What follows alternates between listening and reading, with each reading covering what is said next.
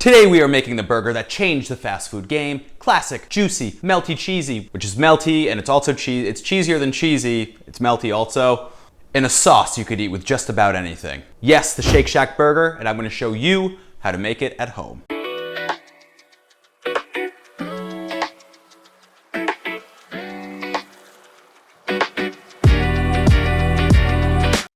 All right, to begin, we're gonna start with roughly 1 pound of chuck. This is about 1 1/4 pounds. And we also have a pound of bone out short ribs. So really with trimming these ribs, all I'm trying to do is remove any of the silver skin. And if you don't know silver skin, it's these sinewy lines that go kind of throughout the meat. They separate different muscles. We're also gonna try to remove all the, what we call grandma skin, is that wrinkly, not so appealing fat. Just gonna trim these down. Any of those little veins in there too, you want to remove. And that sinew line, it will break down in the grinder, but this is the part that might get stuck in your teeth. Not very pleasant. It's really not necessary. It's not gonna add anything to what you're trying to do here. Now on to our chuck. Now the chuck is not gonna have quite as much of the silver skin as our rib had, but it will still have some nevertheless. So we wanna go through and really remove all that unwanted sinew.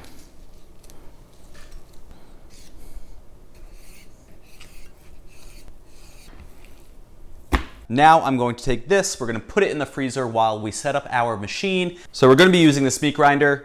You can just buy ground beef. It's gonna be roughly the same thing, but I wanted the exact Shake Shack burger. This goes on, we are ready to go.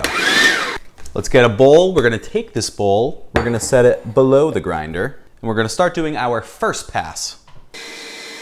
We're gonna start passing it through.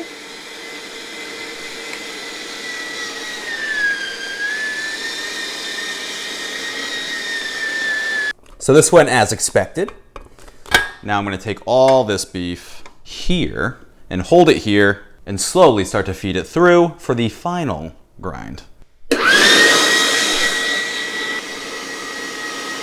Turn the scale on, make sure you set it to ounces, and without mixing your beef too much, we're gonna go for 4. Pull this together, set it aside, and just repeat this process.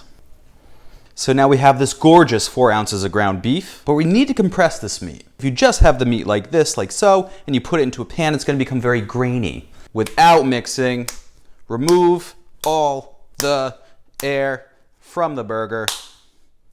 Even do a little flip, give it a little flip job, a little F job, a little flip. But like I said, if you skip any of these steps, it's not gonna come out right. 6 burgers formed, ready for a hot pan. But before we get into that, we have to make our salt pepper mixture. So the seasoning for this burger is very simple. It's 2 components. We need about 1/2 of a teaspoon of cracked black pepper. We're gonna take this nicer quality Korean sea salt, and we're gonna put 3 tablespoons inside. Now we're not gonna use all this salt pepper mixture. Don't think that we're gonna put 3 tablespoons of salt in anything. Now we're gonna make our sauce. Ho-ho! Don't forget to subscribe to our channel. We really appreciate all your love and support. We're gonna continue to make amazing videos for you.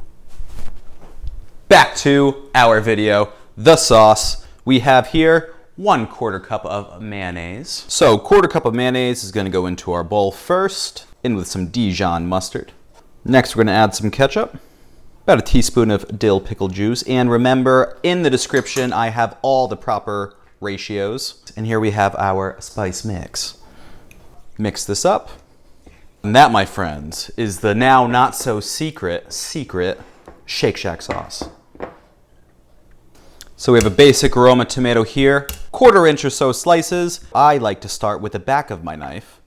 It's generally a little bit sharper because you use it less.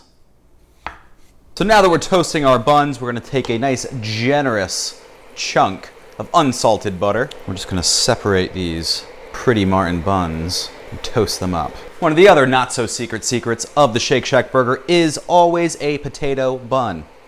Preferably a Martin's potato bun. Burger seasoning time. Take a bit of your seasoning mix that we had made together. Rub that in, both sides, be generous. A lot of it will fall off. So when do you add your burgers to the pan? Age-old question. When you just start to see the pan beginning to smoke would be the correct answer. You're gonna get a bit of color when you do that. First burger, place down. Second burger, down. Third burger, down. And we press.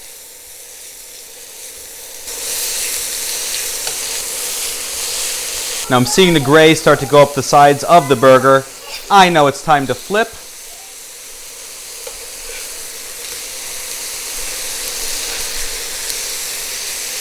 And to top this all off, we're going to add our cheese.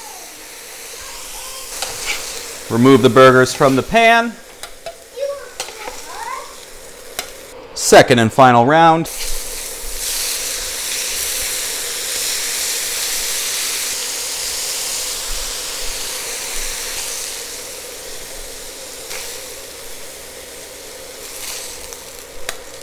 We're going to take this beautiful sauce and we're going to put it a nice dab on each bottom and top bread. Nice little spread. Now we're sauced, we're gonna burger up one of these beauties, one of these burgers on each and every bun. And since we made 6 burgers and we have 4 buns, 2 of these, we're gonna get a little bit wild and we're gonna make doubles. 2 slices of tomato on each burger. 1 piece of leafy lettuce. We're going to nestle that top bun on like so. Ready? Ready? Ready? Ooh. Does it taste like Shake Shack? Spot on. It's really good. Delicious.